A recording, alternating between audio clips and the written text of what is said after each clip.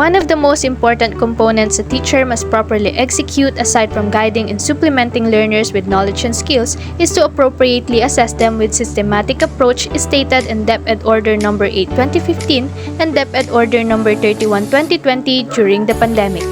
Assessment on learners' performance and works to ensure progress and development is a crucial task a teacher must impeccably execute, as this assessment reflects the students' advancement and is a permanent report on how well they do in their academic life. Aside from grades, there are more assessments and school forms a teacher must accomplish to keep track of students' activities related to health, school materials such as books, and a record of personal profile. A teacher ensures that every learner acquire the necessary knowledge and skills through proper assessment and reporting to keep track of each learner's progress and development. Hi, I'm Francine. This is Tutor Margie. In line with the new professional standard for teachers, the Department of Education issued the DepEd order entitled National Adoption and Implementation of the Philippine Professional Standard for Teachers, or PPST. This PPST is a thorough framework that outlines the requirements and principles for the Philippine teaching profession, which has 7 domains. Hi, my name is Laila. And I'm Glyza. I am Teacher Antoinette. Hello, I'm Sir John Paul. And at your service, Teacher Jason. And together, let's all discuss, analyze, and dig deeper to PPST's 7 domains. This is Domain 5, Assessment and Reporting.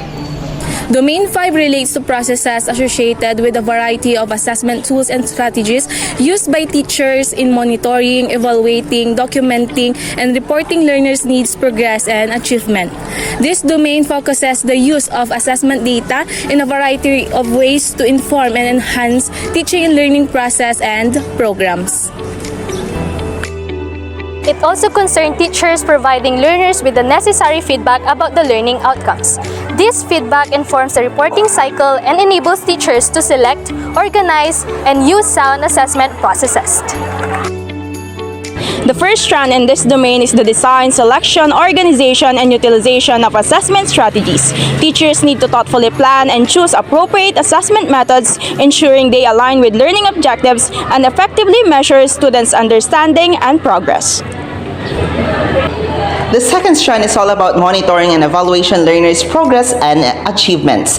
This strand emphasizes the importance of regular and thorough monitoring to gain insights in learners' strengths, weaknesses, and even overall performances. Through ongoing evaluation, teachers align their achievements in a more effective way to gain approach to education.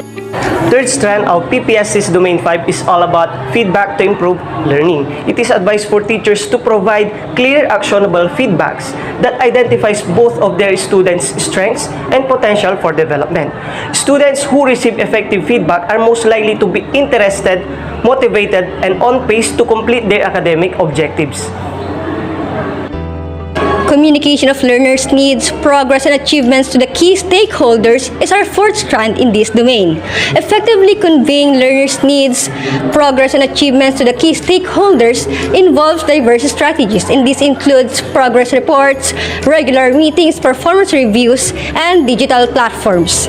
Using various communication channels ensures that the stakeholders understand the learners' strengths, weaknesses, and overall progress, fostering collaboration and support for the learner's educational journey. Our last strand is all about using assessment data to enhance teaching and learning practices and program. Teachers analyze assessment results to understand student performance and learning gaps, allowing them to modify their methods and materials accordingly. This data-driven approach helps in identifying effective strategies, adjusting instructional plans, and enhancing overall educational programs to meet the specific needs of the learners, promoting a more effective and targeted learning experiences. This can be observed through the completion of various school forms that are required by the Department of Education for all educational institutions to fulfill, and these are: The SF1 or school register needs to be accomplished by the class advisor at the beginning of the school year and as needed because it will serve as the master list of the class enrollment. It's also an important tool for school administrators, teachers, and educational authorities to monitor and manage the students' progress. It helps in tracking attendance, students' performance, transitions between schools, and ensuring a comprehensive and organized record-keeping system of each student. The SF2, or daily class attendance, needs to be accomplished by the class advisor daily because it will serve as a record of attendance, absenteeism, or tardiness of the student in the class. Keeping accurate records of students' daily class attendance is essential for various reasons, including monitoring students' participation, compliance with attendance policies, and identifying patterns of absenteeism, and addressing any concern related to the students' participation and attendance. SF3, or book issued and returned. It needs to be accomplished by the class advisor at the beginning and end of the school year because teachers should list the books that may issue to or return to by the learners. This form helps the school administrators, teachers, and librarians keep track of the distribution and retrieval of educational materials. It also ensures that the students are accountable for the books they receive, promoting responsibility and efficient management of school resources. Additionally, it aids in inventory management and identify any lost or missing book that needs to be replaced or recovered.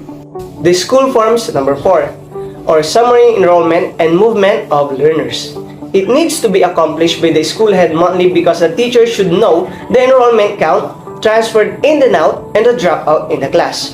The SF4 is essential for education administrators, policymakers, and researchers to analyze trends, identify areas for improvement, and make informed decisions regarding educational policies, resource allocation, and intervention to enhance the quality of education.